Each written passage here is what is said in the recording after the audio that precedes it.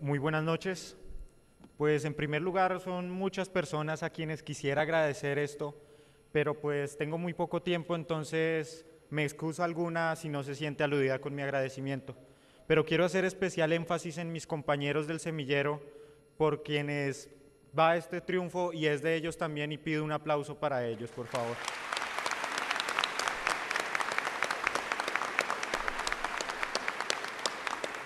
También quisiera agradecer al doctor Juan Carlos Guayacán, quien nos dirigió este trabajo, a todos los profesores del Departamento de Derecho Procesal, en especial al doctor Ramiro Bejarano y al señor rector de mi casa de estudios, el doctor Fernando Inestrosa.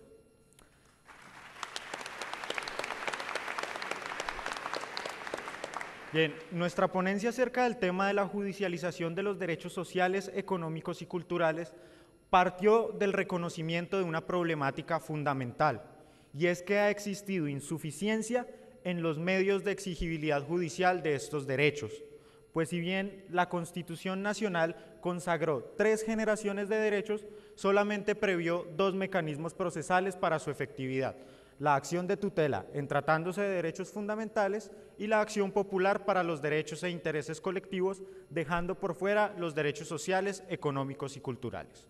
Por ello, nuestra tesis es que es imperativa la creación de un nuevo mecanismo procesal, específico y acorde con la especial naturaleza de los derechos sociales, económicos y culturales, o en subsidio de este, la adecuación de una de las acciones existentes en nuestro ordenamiento jurídico, que desde ya lo anticipamos, es la acción de grupo, pues creemos es la más adecuada dentro del catálogo que tenemos para la tutela efectiva de estos derechos.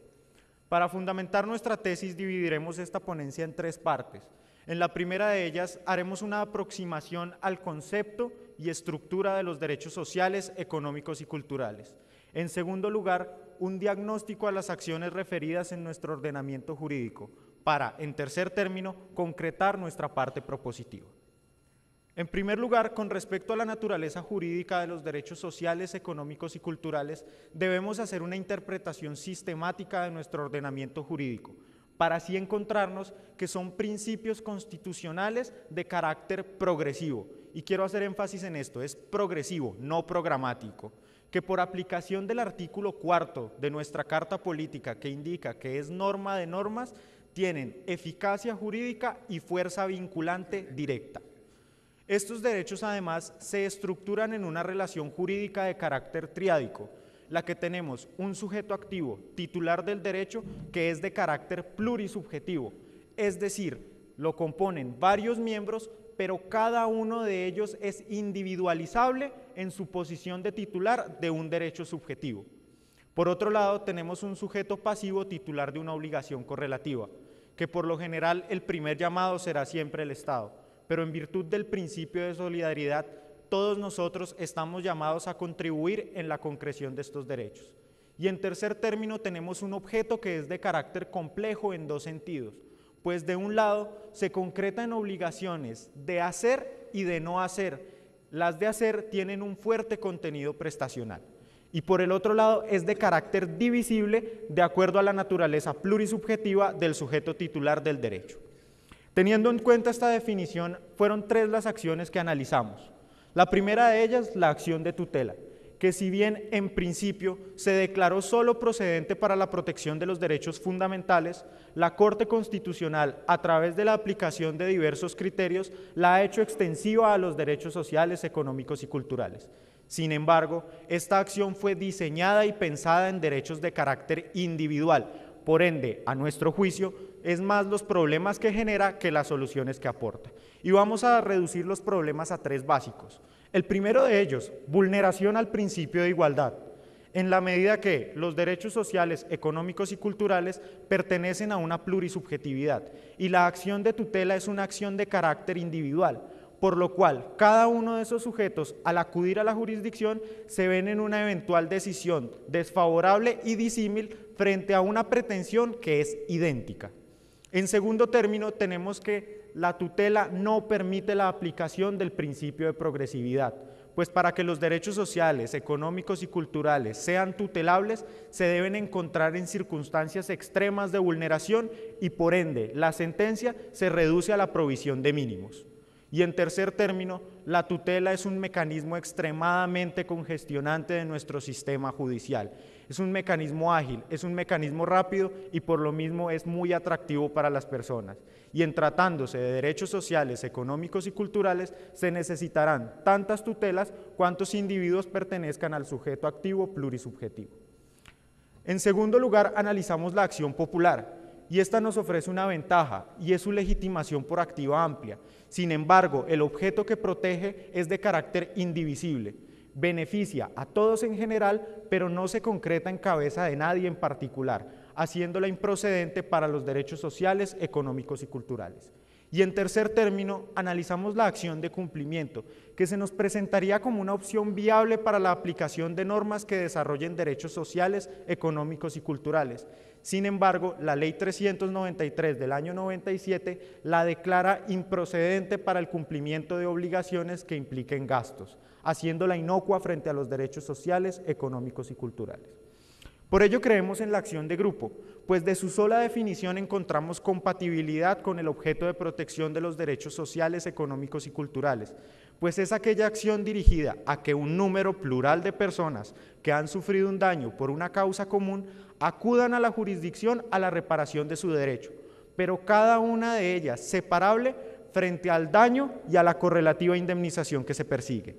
Sin embargo, lamentablemente, esta acción vino a ser concebida en nuestro ordenamiento jurídico como eminentemente resarcitoria en sentido clásico pecuniario, como hoy lo mencionaba el doctor Juan Carlos Guayacán en su intervención. Sin embargo, y a pesar de este oscuro panorama, nosotros creemos que hay dos soluciones. La primera de ellas, sin alterar la estructura procesal de la acción de grupo, debemos entender en sentido amplio los conceptos de daño y su correlativa indemnización. Daño como toda aminoración patrimonial sufrida por la víctima, y patrimonio entendido no solo como derechos económicos, sino como también los derechos personalísimos, y comprendiendo al ser humano no solo en su esfera individual, sino social y colectiva. Y por lo tanto, la indemnización no deberá solo contener un pago pecuniario, sino deberá someterse a todas aquellas medidas tendientes al restablecimiento del derecho conculcado, medidas que no son extrañas en nuestro ordenamiento jurídico. La Corte Interamericana de Derechos Humanos las aplica muy seguido, y nosotros tenemos un precedente en nuestra Corte Suprema de Justicia con el caso Villaveses. Sin embargo, y queremos hacer énfasis en la segunda solución, y es la creación de una nueva acción, que para efectos de este trabajo hemos decidido llamar acción de tutela social.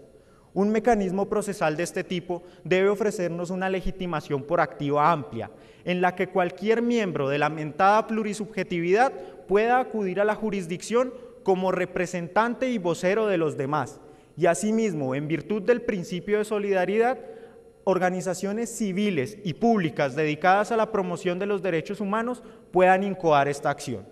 En segundo lugar, el legitimado por pasiva obviamente será el Estado. Sin embargo, el juez, dentro de sus potestades, debe abrir un amplio debate al interior del proceso con diversos estamentos de la sociedad, sobre todo para la precisión de aspectos técnicos y económicos que hagan una protección de los derechos sociales, económicos y culturales más acordes con la realidad social de nuestro país.